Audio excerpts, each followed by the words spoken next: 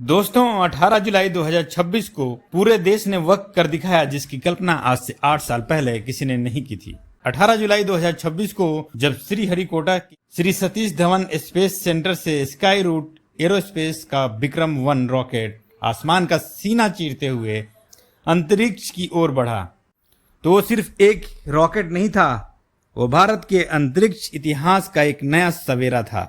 18 जुलाई 2026 को भारत दुनिया का तीसरा ऐसा देश बन गया जिसने प्राइवेट सेक्टर से एक सफल ऑर्बिटल रॉकेट लॉन्च किया है।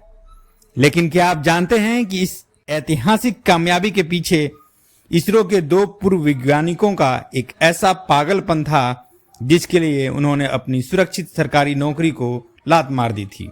आज पूरी दुनिया में जिनकी जय जयकार हो रही है वो हैं पवन कुमार चंदना और नागा भरत डाका। आज की इस वीडियो में हम जानेंगे उस 51 नंबर वाले लड़के की कहानी जिसने न सिर्फ आईआईटी और इसरो का सफर तय किया बल्कि भारत को स्पेस की दुनिया में एक ग्लोबल सुपर पावर बना दिया। इस कहानी की शुरुआत होती है हैदराबाद के एक मिडिल क्लास परिवार से पवन कुमार चंदना, जो बचपन से ही मशीनों के दीवाने थे। लेकिन एक बार उनके स्कूल के रिपोर्ट कार्ड में गणित में सिर्फ 51 नंबर आए। आज के दौर में अगर किसी के इतने कम नंबर आ जाएं तो लोग ताने मारना शुरू कर देते हैं, लेकिन पवन के पिता ने उनका हौसला बढ़ाया।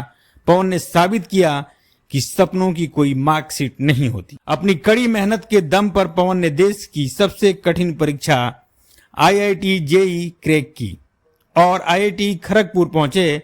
वहां से सीधे उनका चयन हुआ देश की शान इसरो में। इसरो में रहते हुए पवन ने भारत के सबसे भारी रॉकेट GSLV मार्क 3 पर काम किया। वहीं दूसरी तरफ थे नागा भरत डाका, आईआईटी बॉम्बे के पास आउट एक जीनियस कोडर और इंजीनियर जो इसरो में रॉकेट की सबसे एडवांस तकनीक पर काम कर रहे थे। दोनों के पास एक सुरक्षित सरकारी नौकरी थी, शानदार सैलरी थी और समाज में इज्जत भी थी। लेकिन जब अमेरिका में एलन मस्क की कंपनी स्पेस एक्स नए कीर्तिमान रच रही थी, तब इन दोनों वैज्ञानिकों ने सोचा कि भारत का प्राइवेट सेक्टर पीछे क्यों रहे, और फिर उन्होंने वो फैसला लिया जिसने सबको चौंका दिया। दोनों ने इसरो से इस्तीफा दे दिया। हैदराबाद के एक छोटे से कमरे में शुरुआत हुई स्काई रूट एरोस्पेस की। उस वक्त भारत में प्राइवेट स्पेस कंपनियों के लिए कोई नियम या सरकारी पॉलिसी नहीं थी। इन्वेस्टर्स से जब वे पैसे मांगने जाते तो लोग कहते स्पेस में पैसा लगाना मतलब जुआ खेलना है, वहां रिटर्न नहीं मिलता। लेकिन इन दोनों की जिद के आगे हर रुकावट छोटी पड़ने वाली थी। जब कोई रास्ता नहीं सूझ रहा था तब फ्लिपकार्ट के को-फाउंडर बिन्नी बंसल ने इन 2 युवाओं की आंखों में वो जिद देखी और भारत के इस पहले स्पेस स्टार्टअप में अपना पहला बड़ा निवेश किया।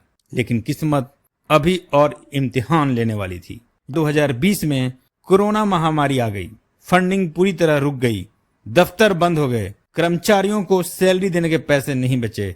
मगर मुश्किल वक्त में ग्रीन को इनका मसीहा बना और उन्होंने स्काई रूट को टूटने से बचा लिया। इसके बाद स्काई रूट ने जो रफ्तार पकड़ी वो आज एक मिसाल है। धीरे धीरे कंपनी ने 51 मिलियन और 60 मिलियन की बड़ी फंडिंग जुटाई और आज सिंगापुर की GIC जैसे ग्लोबल इन्वेस्टर इस भारतीय कंपनी में पैसा लगा रहे हैं। इन 8 सालों में स्काई रूट्स ने एक के बाद एक इतिहास रचे हैं। फिर आया वो दिन 18 जुलाई 2026। इस दिन का इनका मुख्य कमर्शियल रॉकेट विक्रम-1 श्रीहरिकोटा से सफलतापूर्वक लॉन्च हुआ, जिसने सैटेलाइट्स को सीधे अंतरिक्ष की कक्षा में स्थापित कर दिया। आज स्काई रूट सिर्फ भारत की नहीं बल्कि पूरी दुनिया की सबसे भरोसेमंद प्राइवेट स्पेस कंपनी बनने की राह पर आगे बढ़ चुकी है। अगर आपको भी एक भारतीय होने पर गर्व महसूस हुआ है तो इस वीडियो को एक लाइक जरूर देना, चैनल को सब्सक्राइब करना और कमेंट में जय हिंद लिखना मत भूलना। मिलते हैं आपसे अगले वीडियो में।